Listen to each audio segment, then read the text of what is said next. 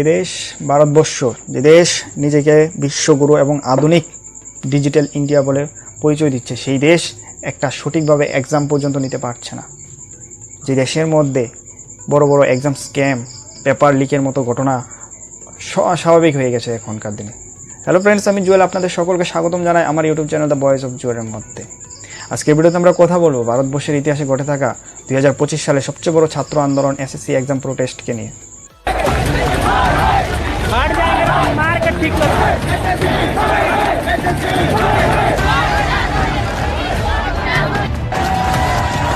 SSC মূলত কি? SSC হলো ভারত সরকারের একটা কেন্দ্রীয় সংস্থা, যা প্রত্যেক বছরই সেন্ট্রাল গভর্নমেন্টের গ্রুপ বি, গ্রুপ সি এবং গ্রুপ ডি এর মতো পরীক্ষা, চাকরি নিয়োগ পরীক্ষা নিয়ে থাকে। তাহলে কেন হলো এই আন্দোলন? এসএসসি সাধারণভাবে তার যে কোনো এক্সাম নেওয়ার এক সপ্তাহ আগেই অ্যাডমিট কার্ড রিলিজ করে থাকেন, কিন্তু এই বছর এসএসসি তার ফেজ 13 এক্সাম নেওয়ার দুদিন আগেও ভালোভাবে অ্যাডমিট কার্ড রিলিজ করতে পারেনি। যে পরীক্ষাটা গত 24শে জুলাই থেকে শুরু হওয়ার কথা ছিল, দেখা গেছে কারোর অ্যাডমিট কার্ডে ব্ল্যাঙ্ক হয়ে আছেন, কারোর অ্যাডমিট কার্ডে এক্সাম সেন্টার নেই। যাদের এক্সাম সেন্টার পড়েছে তার বাড়ি থেকে 500 কিলোমিটার দূরে, 1000 কিলোমিটার দূরে। ये सोचिए एक बच्चा है या एक बेटी है, लड़की है और वो राजस्थान की रहने वाली है। उसका एग्जाम सेंटर डाल दिया गया अंडमान जाने का कितना खर्चा लगेगा? आज के टाइम में फ्लाइट भी करेगा 20-25 हज़ार रुपये मिनिमम खर्चा लगेगा।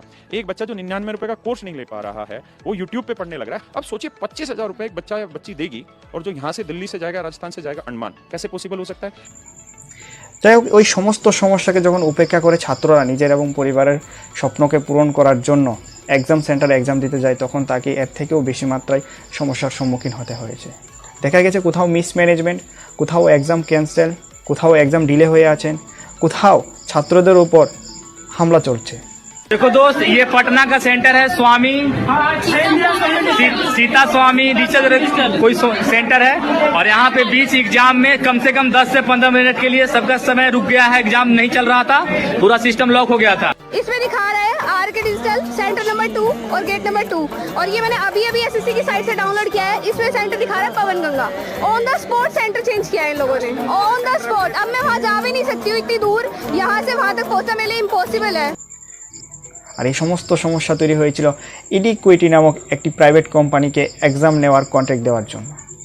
এই সমস্ত সমস্যা যখন এসএসসিকে জানানো হয়, তখন এসএসসি কোনো রকমের প্রতিক্রিয়া জানায়নি। এসএসসির প্রতিক্রিয়া না পাওয়াতে ছাত্ররা এবং শিক্ষকরা মিলে দিল্লির ডিওপিটি মিনিস্ট্রি অফিসের সামনে প্রোটেস্ট করতে শুরু করে। आप उनको जो एजुकेशन दे रहे हैं उसके बदलने के लिए पूरे के पूरे देश में आप देख रहे हैं केमिस्ट्री से आपको पीरियोडिक टेबल गाइड, आप हिस्ट्री से पूरा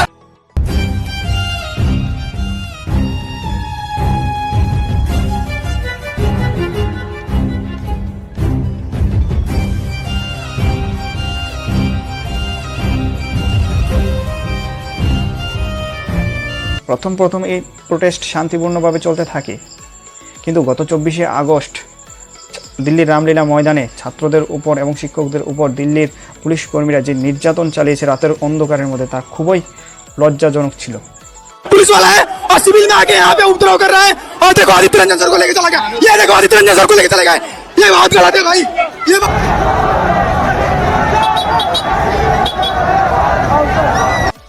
ऐसे पुलिस कर रही है दिल्ली की पुलिस। बच्चों के साथ में एक बच्चे का पैर भी टूट चुका है, पीछे पड़ा है वो। और देखिए ये लड़की देखिए नंगे पैर भाग रही है। इनको पुलिस वालों को कहते हैं देश की रक्षा कर रहे हैं, ये देश का विनाश कर रहे हैं। ये